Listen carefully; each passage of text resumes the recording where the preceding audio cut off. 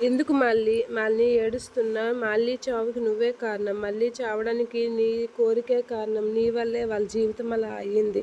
నీకు పిల్లలు కలగరని తెలిసి తనకి కారణమైన మళ్ళీ అని తెలిసి మళ్ళీ పిల్లలు కావాలని నీ కోరిక వల్లే వాళ్ళ జీవితం అతలాకుతలం అయిపోయింది. ఇప్పుడు మళ్ళీ ఈ భూమి మీద లేకుండా పోయింది. దాని అంతటికి కారణం నువ్వు, నీ తల్లి వసుంధర అనేత అంటూ ఉంటాడు. ఆ మాటలకి అరవింద్ అయితే అలా చూస్తూ ఉంటాడు శరత్ చంద్ర వైపు. ఇక శరత్ చంద్ర అయితే చాలా కోపంతో రగిలిపోతూ ఉంటాడు. అది చూసి వసుంధర కూడా షాక్ అవుతూ ఉంటుంది. ఏంటండి తను చనిపోవడానికి కారణం మేమంటారు ఏంటి అని వసుంధర అంటే, ఇంకెవరు చెప్పు కారణం.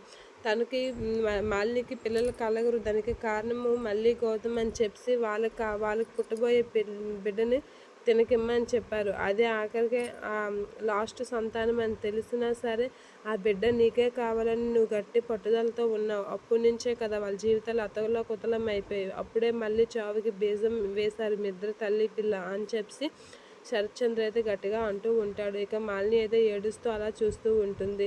మాలిని కోరికని నువ్వేనా చెప్పాలి కదా, అలా అనకూడదు అని. మీ ఇద్దరు తల్లి పిల్లలు కలిపి ఆ మళ్ళీ జీవితాన్ని నాశనం చేస్తారు. నా కూతురు జీవితాన్ని తీసేశారు. చిన్నప్పుడు తండ్రి లేకుండా బతికింది, ఇప్పుడు తండ్రి ఉన్నా లేకుండా చేసేశారు మీరు. తన జీవితమే లేకుండా చేశారు. తను బతికి ఉండకుండా చేయడానికి కారణం మీరే అని చెప్పి మాలినిని వసుంధరని గట్టిగా అంటూ ఉంటాడు శరత్చంద్ర.